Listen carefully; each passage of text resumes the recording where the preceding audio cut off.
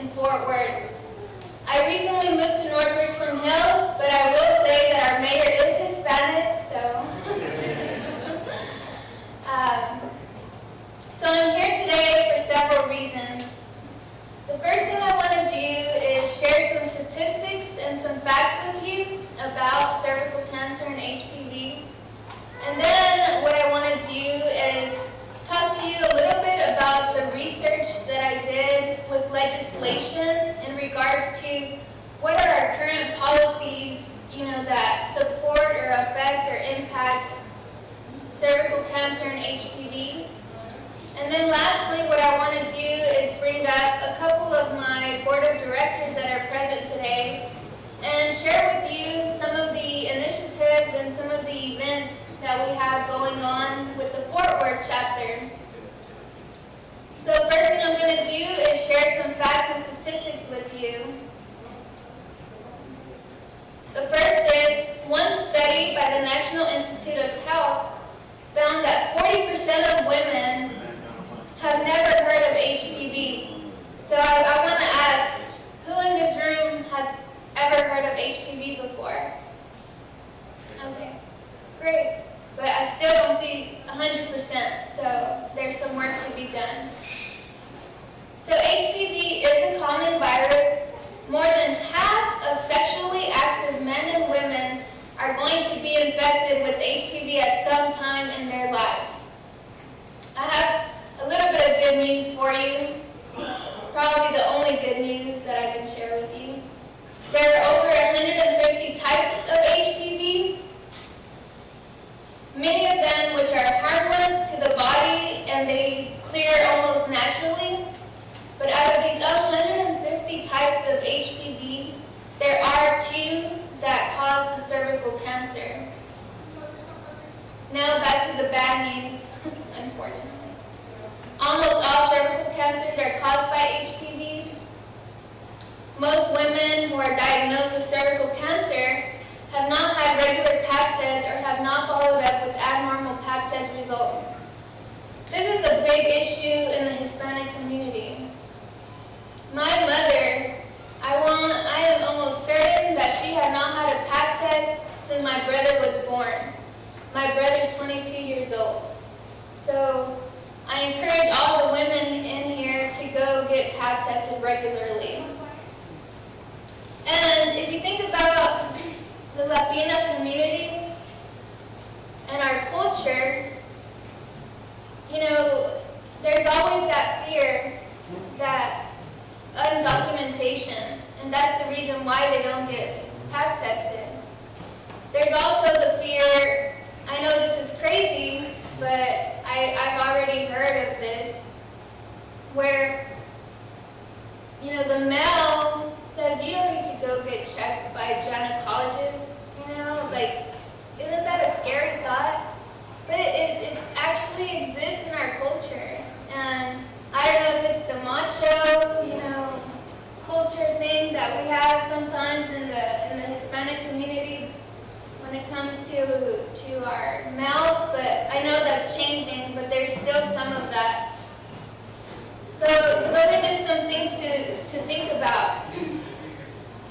Now this is another statistic with Latino women. The incidence of cervical cancer for Latino women in the U.S. is almost twice as high as non-Latina white women.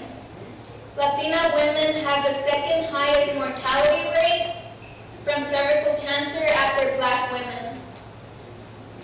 Now let's go to some legislation, and I had to do quite a bit of research when it came to legislation and politics because, like I said, I'm an engineer by background, and I'm an engineer by profession, and so I'm really here to get your help. And I know from last month, I noticed that we have a lot of political gurus in the room.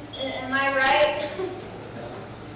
So that's why I'm here, because I need your help so that you can train me and mentor me to become knowledgeable and be able to talk about legislation, to be able to talk more about politics to the community, and to really make a difference when and maybe I go talk to Wendy Davis about how she can help our organization, maybe by passing a bill, or I don't even know what the process is for a bill. So that's how much, I need mentorship from someone here in that area. So as you can see from our sign over here, our goal is very simple, and I always like to express it in very simple words and very simple terminology, because I'm not a doctor either, so I can't give you all the details of HPV and cervical cancer, but what I can do is educate you and motivate you to talk to, your mothers, your aunts, your cousins, your daughters, and it's very simple. There's three things to our message: vaccinate early, Pap test regularly, and HPV test when recommended. But none of this can be done if our community does not have the resources to do these things, especially the Latinas. Like I have mentioned, some of our struggles and challenges in our culture, and also the undocumentation challenge as well. I saw a priest here, and I almost wanted him to stay so that I can talk to him, because I heard that Catholic charities are also very involved in this effort.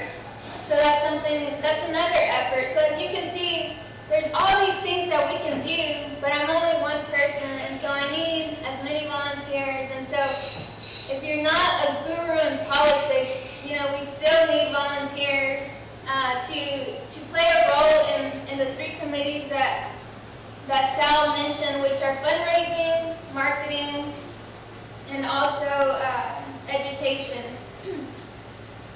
So now what I want to do is read a little bit more statistics, so hang in there with me. Well, actually, their sample legislation is the correct terminology that I found on Google. Now in Kentucky, 2012 House Resolution 80. So what does that mean? Does anyone know? 2012 House Resolution 80.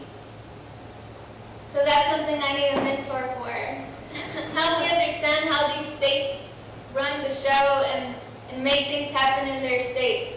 So what Kentucky did was they urged females aged 9 through 26 and males ages 11 to 26 to obtain the HPV vaccination, and all citizens to become more knowledgeable about the benefits of HPV vaccination.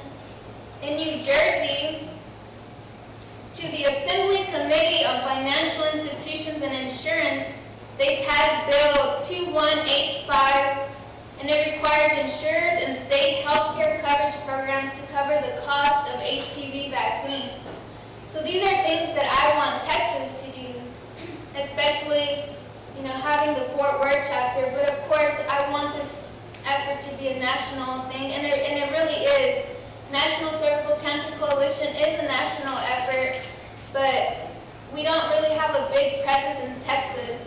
So that's where I want to start, and if we're successful, then continue to move around the other states that need some help with this effort.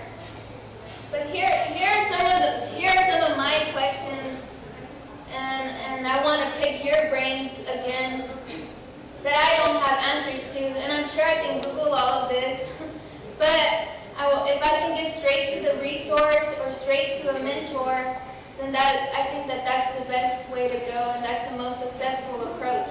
So here are some of the questions that I asked myself, and since this is a very, very early effort, I know I'll get there, but these are some of the current questions that I have. What are the current health policies that are in place today that are dedicated on bringing awareness on HPV and cervical cancer? And since we are in Texas, let's start there first. What are the current health policies in place that are dedicated to helping undocumented women get reduced cost or free Pap and HPV tests? Third question, are there special programs that women can apply for, unique to each state, that are dedicated to help women who have already been diagnosed with cervical cancer? there a hotline that they can call immediately after diagnosis? Because when this happened to my mother, I mean, I was just so overwhelmed with everything I was Googling. I could not find an answer. There was not a hotline that I could call and say, hey, can you help me because my mom doesn't have insurance? I mean, what do I need to do? The other frustrating part is disability. Like, what's the process to get disability? It's such a frustrating process. There's so many loopholes. I mean, I really, from an engineering background, I want to see a step-by-step process. Like, this is what you need to do first. This is the next thing that you need to do. Who do I need to call? You know, they don't make this easy. Like, you need to be able to Google, who can I call if I have cervical cancer? And there isn't, you know, there's none of that. And so I know, say that again? I want a flow chart, yes. So I do want a flow chart. And if I can, I want to know how legislation can help that flow chart and how we can, you know, apply lean processes is what we call it in engineering to that process. And so the other question that I have is, how do legislators get involved in different health policy initiatives? What is the process to make a change in our policies? And do medical experts get involved heavily? So as you can see, I have a lot of questions. And I don't have a lot of answers at this moment. But that's why I started this. So I'm the chapter leader of National Cervical Cancer Coalition Fort Worth. And outside of my regular job, this is my passion, and I'm very passionate about it because, as you know, I was directly affected by cervical cancer, and I know how devastating this disease is and to my family. So if I can only, you know, improve the quality of life of one other family that's affected by this disease, then that makes, you know, my effort and my initiative a success in my terms. And so at this time, I want to bring, or if you don't want to come up, if you can stand, some of my current board of directors on my Fort Worth chapter section. So if you can please stand and maybe even introduce yourself, since we don't have our next speaker up yet. My name is Artemio Fernandez. I was personally affected by this as well. I'm Tanya's cousin. And like you said, we started this organization to at least help one family. If we can keep one family from going through what we went through last year, this organization will be a success.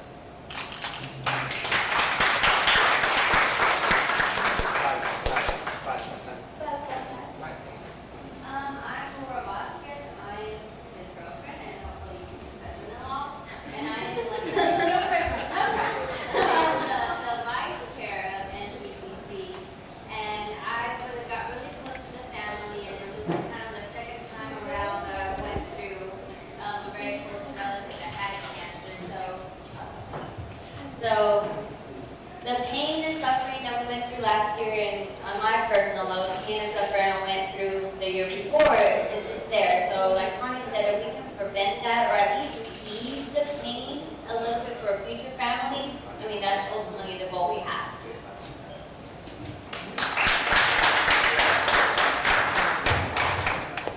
Hi, I'm Miguel Cordova. I'm Tanya's fiance. And so when I met Tanya, she was going through all this with her mom, and so I was there through it all and helped her out. And I was there looking at her struggle through all this stuff. So any help that you had was greatly appreciated. This is something that can easily be preventable if people are more educated. So anything you can help out with her especially would be greatly appreciated.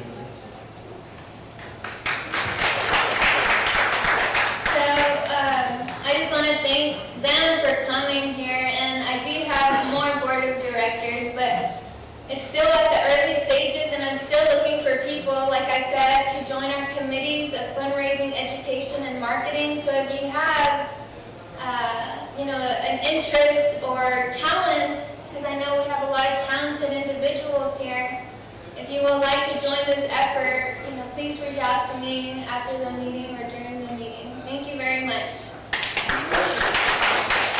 Any questions? Yes, ma'am. Lori? Yes, I'm the lady that brings the baby to the party. So, I did have a statement first. I just want to not get like that. I'm sorry. I'm only sorry that more people weren't here to hear your message. I want to thank you for sharing this message. Above all, we are talking about cervical cancer, but there's this eluding taboo subject of just sex in general. And as a culture, we have not gotten comfortable even opening up that subject to our children.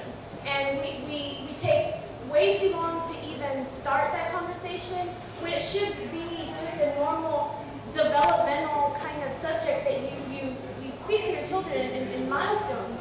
And for you to share this message, it's a big deal, because I wouldn't be surprised if a lot of people have already kind of shut you out just because you're suggesting that at some point, and this is the barrier that I get, because I work with girls that have been sexually assaulted, and so part of our resources that we offer families is, have you considered vaccinating? Do you realize that this is available? And they shut us down because it's like, oh, she's never going to have sex again. And because most of these children are in situations, these young girls are in situations where perhaps things get out of hand, they make certain choices, etc. So, and statistically speaking, we also know that most girls that are sexually assaulted will have a higher rate of promiscuity, of being assaulted again, teen pregnancy. They just have those higher risk factors. So we try to provide these resources, but over and over we get shut down because we are suggesting that their child may actually have sex again. Okay, with that aside, we also have to think, whenever they do, and if it happens, that person who males tend to be the carriers, that person, who knows what that person's history is. So it's just, it really is about treating it as a prevention effort, but it's so hard, especially within the Hispanic community. So, I'm kind of on the same boat as you. How do I get people to eliminate the thought of sex as even, being the issue and it being seen as a prevention effort? Because I keep hitting that brick wall over and over. So I am interested to see how y'all go about doing that. And if I can assist in that, I would love to, but I've tried with it. So, but thank you for even just bringing up the subject, because it's even just hard to sometimes hear. So that's it. Not much of a question, but. Well, I just want to thank you for your comments, and I also agree with you that my mother did not ever touch the subject, and it is a very taboo subject in the Hispanic culture and community, and that's something that we need to break through. And I think that through this chapter, that's one of the objectives that we can definitely focus on. And there was one more thing in it, because when we sat down, we sat right there in the banner, and so even adults had not even heard about the availability of vaccinations and kind of that. So we talked about it a little bit. And I remember one of the things that I read within the Hispanic community was that Hispanic women who tend to be traditionally more passive. So perhaps we are more accepting when, infidelities occur, whatnot. And so, we're taught that, you should have exams, at least once a year, but more often if you happen to, have a change in sexual partners. And so, but once we're, these women are married and in a relationship, but, there's infidelity on the half of the man, it's like, okay, I'm accepting this is the choice that I made, this is my marriage, I'm taught to not walk away from my family, and I have nowhere else to go. This is what I'm supposed to do. But then, okay, you can stay, but learn ways to protect your body and to take care of it. But at some point, we just totally dismiss that as part of routine. So that's another kind of, way that we're not reaching those women. So we're losing that whole big gap of people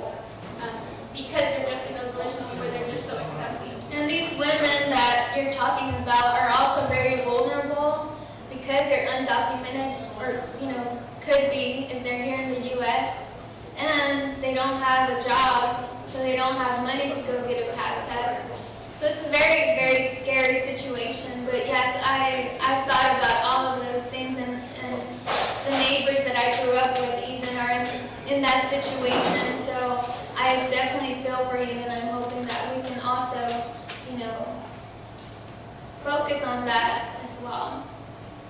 Any other questions? All right, thank you. Thank you very much. Health concerns are health disparities in the community, and so it's always good to have as much information as possible to our community. Again, I can see our speaker, Richard Zavala, with the Parks Department, so I'm going to open it up for community announcements. I'm going to have my brother Manuel come up, and I'm going to have Annette Soto with the Hispanic Women's Network, so Manuel, do you want to make an announcement? Her story, I know that's got to be difficult, but also for turning it into a strength. I think that's really great, and as an organization of women, if there's anything we can do to help out, please let us know. And also congratulations to Miss Mary Lou, who's a wonderful member of our organization, longstanding member, and representing women on an elected official level. So we're really excited about that. But speaking of women getting elected here in Fort Worth, our organization, the Hispanic Women's Network of Texas, the Fort Worth chapter, is dedicated to promoting the advancement of women here in our community. So we promote in whatever industry that you're interested in. We are a network, we are a support system, we are a group of women just like to get together and hang out, go to concerts in the garden, all sorts of fun stuff that we plan as well. A few of the events that we have coming up this month are next Wednesday. We are going to be having a headshots event, because professional headshots are an important part of branding, especially with online LinkedIn accounts and everything that you need to know when you get asked to go to an event. Sometimes you get asked for a headshot, and they can be really costly. So we worked with a professional photographer to do a very great deal for us. It's only $35 for our members, $45 for our non-members for professional headshots, and these are usually over $100.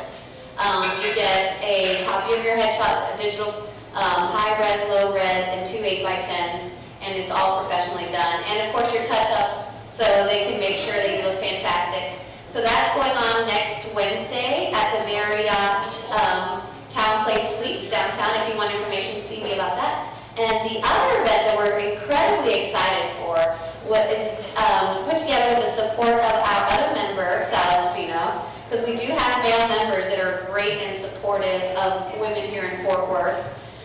We are going to be hosting a boards and commissions event with the city secretary as one of the speakers. Sal Espino is another, and one of our members that serves on a couple of committees, Jennifer Trevino. And they are going to be giving the full perspective of the importance of us as a community getting involved with city boards and commissions. These are boards and commissions that report to the city and city council on important issues. We even have a council on women. We have a council on the library advisory board, the water board. There is a council and a board for almost everything you can imagine, every interest. It's important that we as a community get involved and speak our voice. So if you're interested in maybe not necessarily if you're doing it this year or in any future years, this is a great first step to hear from every perspective the importance and how you get that done. Some are appointed, some are elected, but a lot of them you have to kind of step forward and express interest first. So that's going to be on the 25th of June at the Central Library downtown at 6 p.m. It's free to the public. We want as many people to attend, so please help us spread the word. Thank you so very much on behalf of the Hispanic Women's Network of Texas, and have a wonderful weekend. And that's it, the last Spurs fan, I know a lot of us are Mavericks fan, and I don't know, but I just like the Miami Heat, so it pays in the same that those Spurs, come on, lady. Yes. The best team money can buy versus the best team money can build. Just joking. All right, I guess, I don't know what happened, Mr. Zavala, we'll wait around for 10 minutes, enjoy your breakfast, but he has not arrived. I hope he would be here to talk about the pool, all the exciting things happening in Fort Worth Parks, the issues with athletic field. There's a lot of exciting things happening in Fort Worth. Next May, we're going to have a bond election of about $276 million, $196 million for streets, probably 20, 25 million per park, so a lot of exciting things. So we'll give it about 5, 10 minutes, and if Mr. Zavala doesn't show, we'll just adjourn the meeting. Yes, you have a question? Actually, it's not a question. I'd like to introduce myself first. Okay, go ahead. My name is Jay Torres. I'm a reporter for the Fort Worth Star Telegram in the Spanish edition of the Star Telegram, Australia. I'm going to take off my hat as a reporter. So I'm going to be asking questions of you right now, and I'm going to make a public announcement that I was called to do on behalf of an organization that is coming to the Fort Worth. I did a story about this particular organization several years ago. This organization is called National Assistance Corporation of America, NACA, N-A-C-A. You can look it up, NACA.com. They are coming to Fort Worth next week, Thursday to Monday. Amazing, amazing organization. I'll tell you a little bit of background. 5, 6 years ago, when President Bush was about to leave office, Congress, the United States Congress, gave billions of dollars to banks to prevent them from going bankrupt. You all remember that. You should remember that because it was your money that basically bailed out. But Congress also said, well, wait a minute, we're going to give you this money, but we want you to reserve like billions and billions of dollars for the next 20 years to give loans, mortgages to people who, number one, cannot afford them, who can buy credit, or who have lost a house previously to the foreclosure. Bad lending practices with companies such as Wells Fargo and so on. And I can tell you that because I have been covering financial issues for a long time. And I cover that as well. So what they can do, amazingly, in a day, 2 programs. Number one, to buy a mortgage. You can buy a mortgage, and you can buy a house, or you can get approved up to $200,000 in 1 day to buy a house. But also, if you have a house, and you're about to, and you have a problem with your bank, or Fargo, any bank, and you have a high interest loan, and you're trying to refinance it, they will be able to finance it, right? To refinance it and to restructure that particular loan. Please check it out. People can have a loan where I'm glad to be here this morning, and I'm going to ask you to bear with me. I've got a bad back, and if I stand up too long, it starts hurting. And I've already played 18 holes of golf this morning. But I'm not doing the Art Linkletter thing. If y'all, anybody remember Art Linkletter? Okay, interviewing the kids. Sal is really a great city councilman, and I consider him to be a good friend. He is really energetic about everything he does, and he's been such a champion for the park system and the kinds of services we provide. So anything that you see happening in the parks, really the credit goes to him and of course the city council, but he stands up and supports us day in and day out for a lot of our efforts. I'm going to talk a little bit about what's happened, and then I'm going to talk a little bit about the future. But before I do that, last night